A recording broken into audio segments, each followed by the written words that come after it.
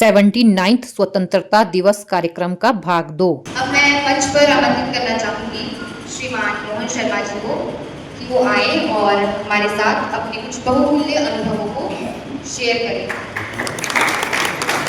सबसे पहले मैं भारत माता की जय का नारा पुकारूंगा। आप सब जो बड़ी जोश से जो है ना इस जयकारों को देंगे।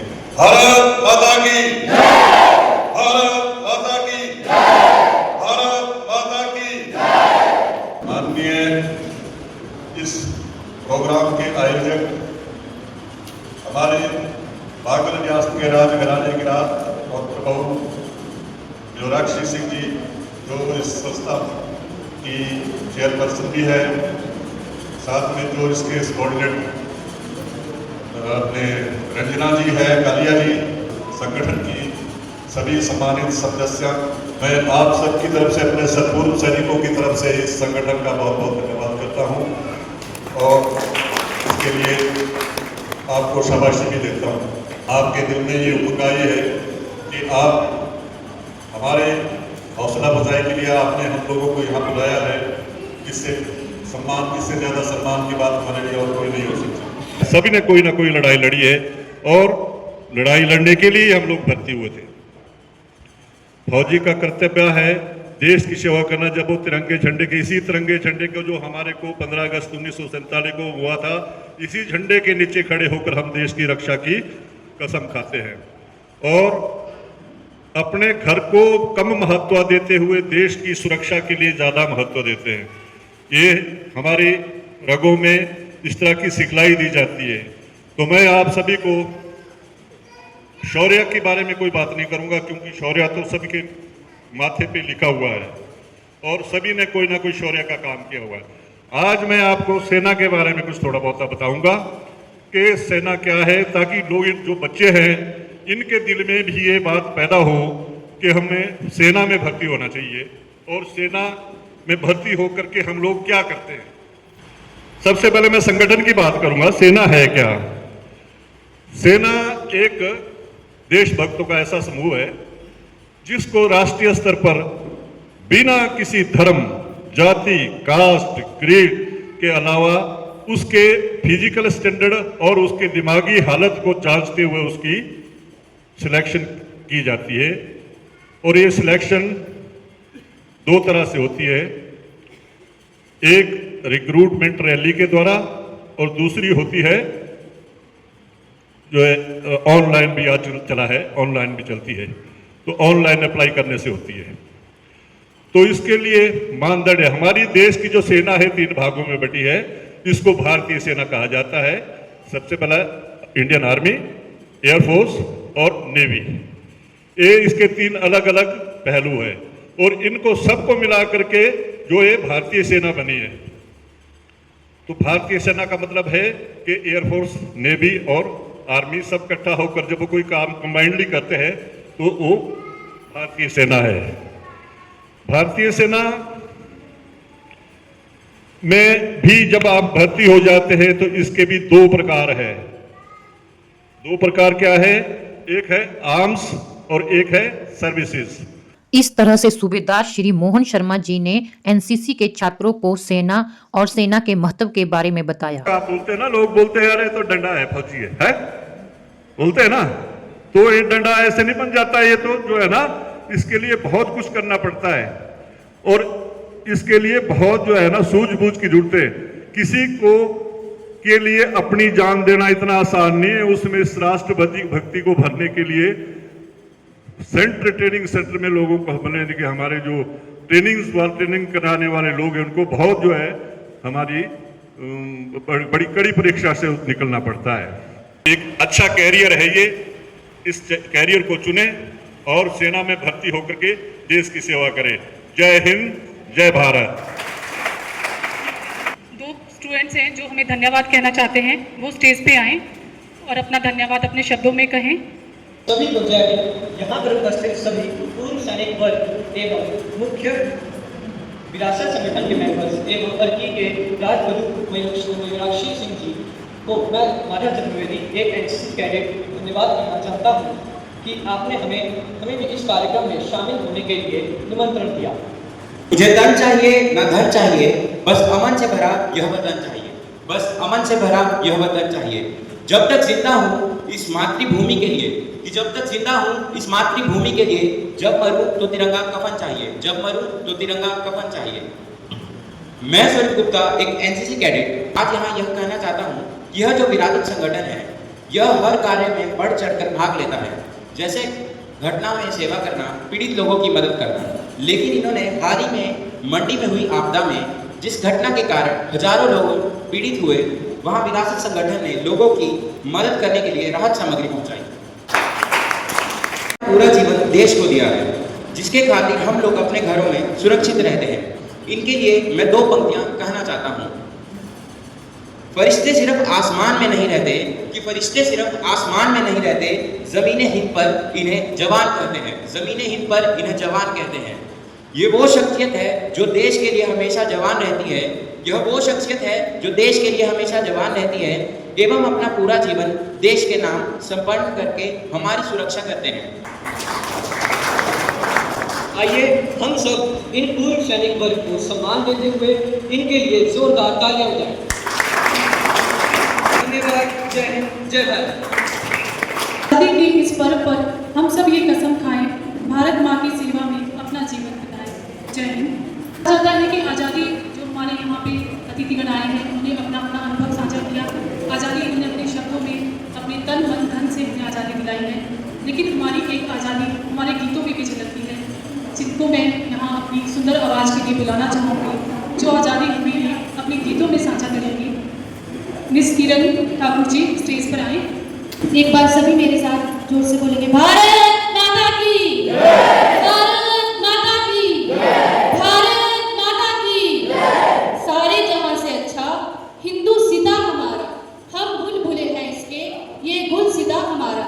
आदरणीय देशवासियों, आज मैं आपके सब समक्ष एक देशभक्ति गीत लेकर उपस्थित हुई हूँ, जो कुछ इस प्रकार से है।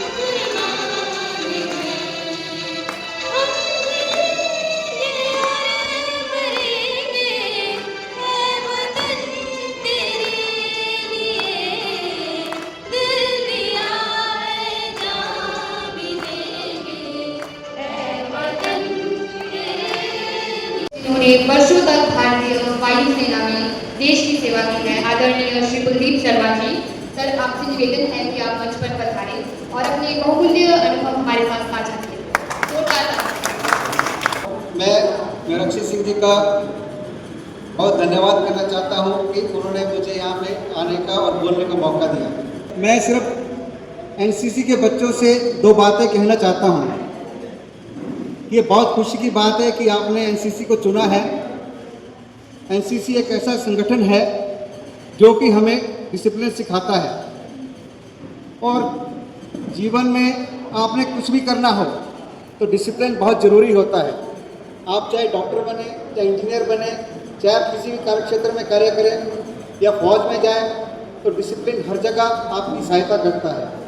और जो आदमी व्यवस्थित होता है, डिसिप्लिन्ड होता है, वो हमेशा अपने जीवन में कामयाब होता है। मैं सभी बच्चों से आग्रह करता हूं कि अपने स्कूल के ज़्यादा से ज़्यादा बच्चों को ये कोशिश करें कि उनको बोलें कि आप एनसीसी ज्वाइन करें, क्योंकि इससे हमारी जो जनरेशन है वो डिसिप्लिन्ड होगी, और डिसिप्लिन होने का एक बहुत बड़ा फ़ायदा होता है, जिससे हम एक अच्छे नागरिक बन सकते हैं। और अच्छे जब नागरिक बनते हैं तो हम एक अच्छे समाज की कल्पना कर सकते हैं। और जब हमारा समाज अच्छा और व्यवस्थित होगा, डिसिप्लिन्ड होगा, तो हमारा राष्ट्र खुद ब खुद सशक्त हो जाएगा। मैं ऐसा सोचता हूँ कि हमारे देश में कंपल्सरी मिलिट्री ट्रेनिंग होनी बहुत ज़रूरी है। कि हमारा देश आज चारों तरफ से विपत्तियों से घिरा हुआ है, और अगर ये ट्रेनिंग स्टार्ट होती है तो इससे देश को दो फायदे होंगे। एक तो हमारी जो फ्यूचर जनरेशन है वो एंगेज हो जाएगी। अगर वो एंगेज होगी तो सबसे बड़ा जो हमारे समाज में आज एक रोग है, नशा, ये नशे से दूर रहेंगे। और दूसरा, जब ये बच्चे साल 2 साल की ट्रेनिंग करके निकलेंगे तो डिसिप्लिन होंगे, और डिसिप्लिन होंगे तो एक अच्छा समाज की व्यवस्था करेंगे। मैं ज़्यादा ना कहता हुआ इन्हीं शब्दों के साथ अपनी वाणी को विराम देता हूँ। आप सभी आए गणमान्य व्यक्तियों को यहाँ पर धन्यवाद। जय हिंद, जय भारत। श्री ठाकुर जी जो अभी काफ़ी देर से हमारा मंच भी संभाल रहे थे, और इन्होंने हमारे हिमाचल को दिल्ली में भी प्रेजेंट किया है। छात्र की तरफ से ये सम्मेलन में गए थे, दिल्ली में गए थे, और वहाँ भी उन्होंने प्रेजेंट किया, हमारे हिमाचल का नाम भी रोशन किया है। आज मेरे लिए ये गर्व और सौभाग्य की बात है कि आज मैं शहीद कैप्टन विजन थापर जी के बारे में कुछ शब्द कह सकूं। वे हमारी अर्की की नहीं बल्कि पूरे देश की शान है, और मैं स्वयं शहीद captain vision Thapar government girls senior secondary school Arki से पढ़ी हूँ, तो मेरे लिए ये बहुत सौभाग्य की बात है। बचपन से ही वर्दी का जुनून था सीने में, बचपन से ही वर्दी का जुनून था सीने में, जिंदगी छोटी हो या बड़ी हो जीने में। परमवीर विजन थापर जैसे बेटे यूं ही नहीं मिल जाते, भारत माँ पर न्योछावर होना होता है, ये फूल यूं ही नहीं खिल जाते। कारगिल युद्ध के दौरान वीरगति पाने वाले सैनिकों में से एक थे कैप्टन विजन थापर, जिन्होंने 22 वर्ष की उम्र में ही देश की सेवा में अपने प्राण गंवा दिए, जिसके चलते Kargil hero captain vision Thapar को उनकी वीरता के लिए मरणोपरांत वीर चक्र से सम्मानित किया गया।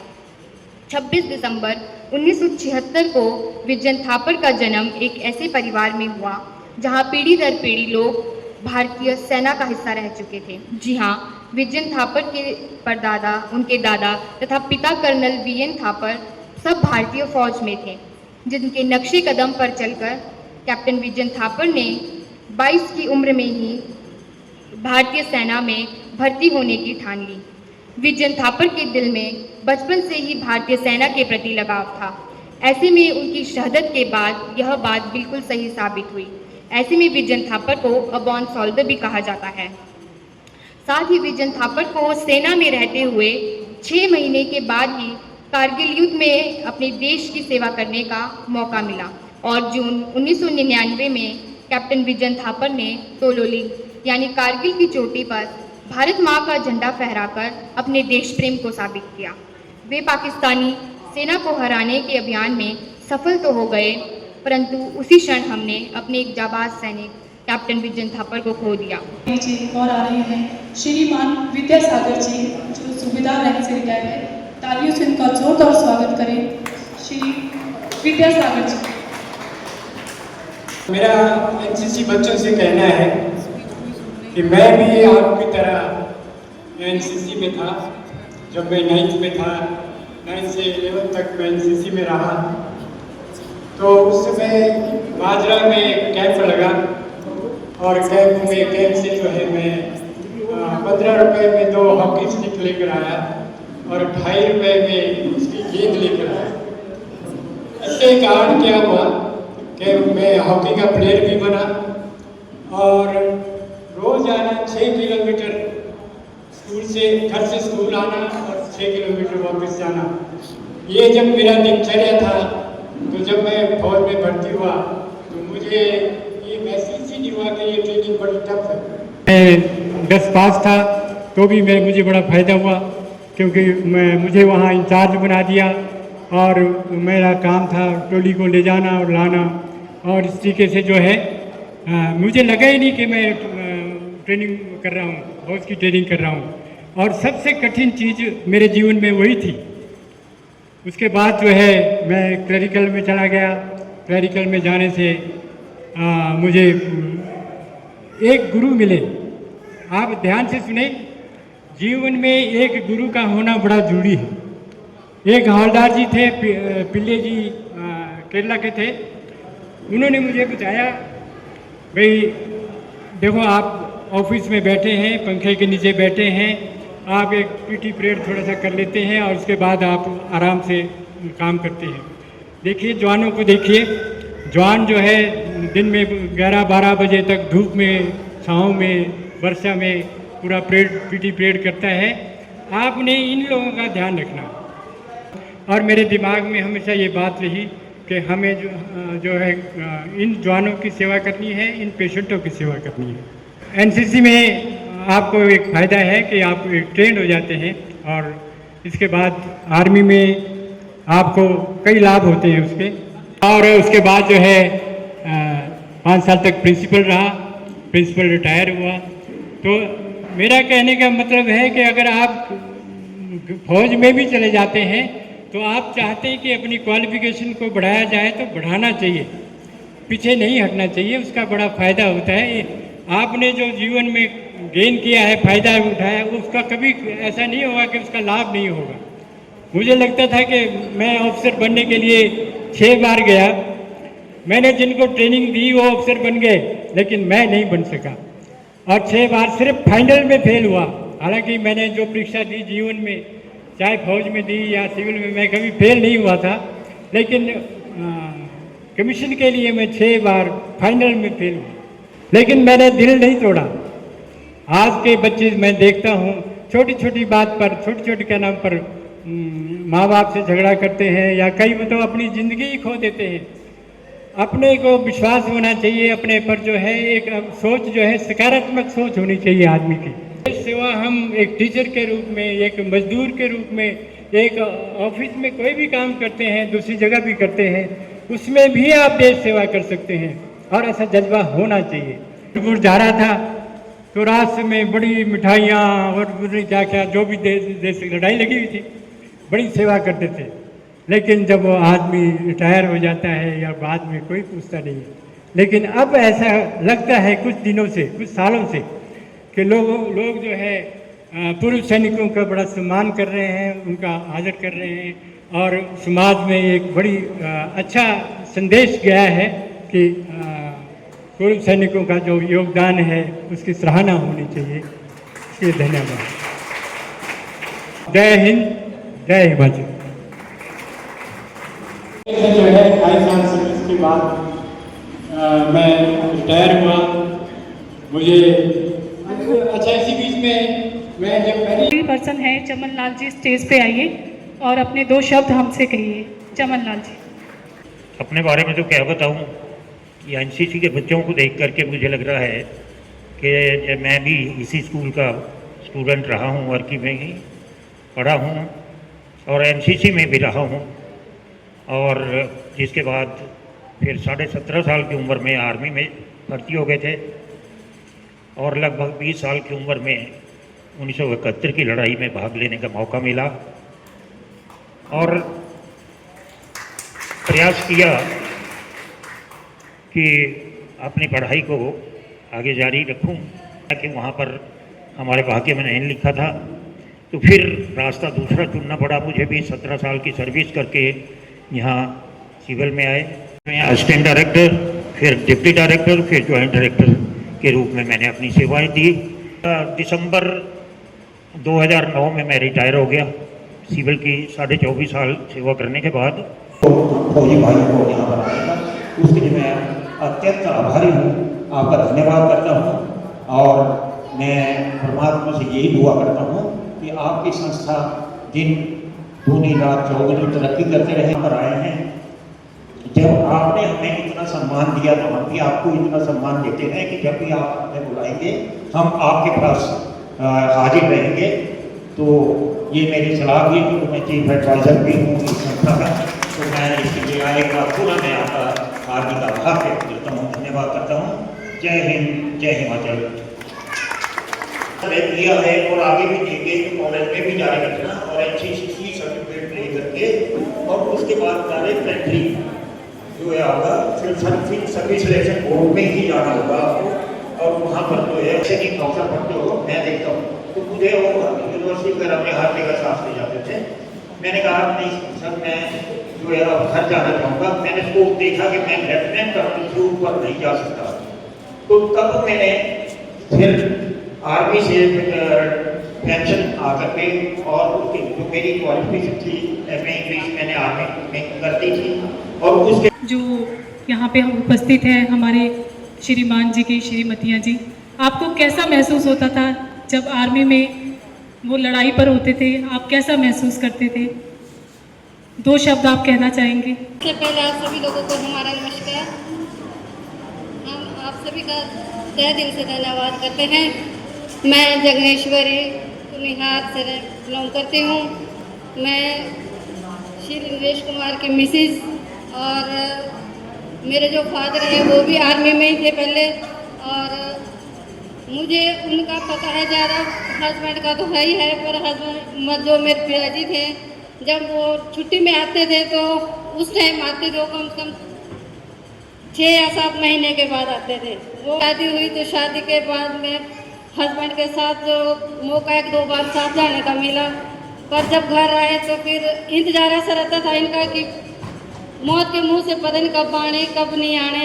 बस मतलब चिट्ठियों में ही हम अपना बयान लिखते थे अपने पति के बारे में, और जब छुट्टी आते थे तो फिर ऐसा लगता कि मानो फिर हमारे सामने हमारे भगवान आ गए।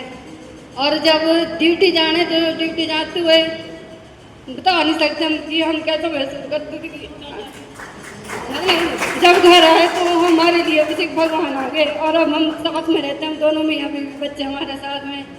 इसका हम बयान नहीं कर सकते। मतलब जिनकी घरवाली फौज में अपने पतियों से दूर रहते हैं उन्हीं से पूछना है कि वो किस तरीके का महसूस करते हैं। थैंक यू, धन्यवाद। कुनिहार से बिलोंग करती हूँ और मैं आपको क्या बताऊँ, आर्मी रिटायर हो गए, हस्बैंड के बिना रहना, जब हम इनके बिना रहते थे तो हमारा दिल, हम ही जानते थे कि बच्चों को भी रखना और इनके बिना रहती इनके बिना रहना बड़ा मुश्किल होता था। घर वालों के साथ कैसे रहना ये हमारे को पता है। पहले मैंने गांव में शहर में रहती थी अपने फादर के साथ, मैंने कभी गांव का काम नहीं किया था, लेकिन इनके लिए मैंने हर चीज़ समझी कि जब एक आर्मी के साथ शादी करनी हो तो हमें हर कठिनाई से निकलना पड़ेगा। मैं यहाँ पे विरासत संगठन का थोड़ा सा परिचय देना चाहती हूँ। विरासत संगठन जो बना है वो सबके सहयोग से बना है। जब घर में कोई फंक्शन या प्रोग्राम होता है तो सबको एक जिम्मेदारी दी जाती है, उसी से सारे प्रोग्राम सारे कार्यक्रम संपन्न होते हैं। इसी तरह से हमारा संगठन भी है। जब हमने इसे शुरू किया तो इससे शुरुआत में जो हमारे साथ परिवार में जुड़े हुए हैं 60 से 70 महिलाएं हैं जो हमारे साथ जुड़ी हुई हैं, पर जिनमें हमने जो ये संगठन 10 महिलाओं का बनाया है जो हमारे साथ हर वक्त खड़ी हैं।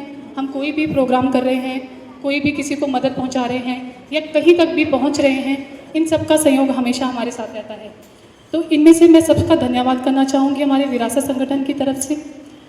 सबसे पहले मीनाक्षी जी का जो हमारे अध्यक्ष हैं, ज़ोरदार तालियां बजती रहनी चाहिए। हमारे को अध्यक्ष रंजना कालिया जी, हमारे मीडिया वाले हैं ममता जी और भारती जी, जोरदार तालियां इनके लिए भी। हमारे मैनेजमेंट हैं ज्योति जी और नीलम जी, जोरदार तालियां इनके लिए भी। और सबसे इम्पॉर्टेंट, उसके बिना काम ही नहीं होगा, फाइनेंशियल डिपार्टमेंट, कविता शर्मा जी और उषा जी जो मैं हूँ। इस पर अपने विरासत टीम को बुलाना चाहूँगी। सभी सदस्य विरासत टीम के स्टेज पे आ जाइए। एनसीसी छात्रों के अध्यापक श्री दुष्यंत भार्गव, मीडिया प्रभारी श्री योगेश चौहान और यहाँ कार्यक्रम में आए सभी पूर्व सैनिकों को विरासत संगठन द्वारा सम्मानित किया गया।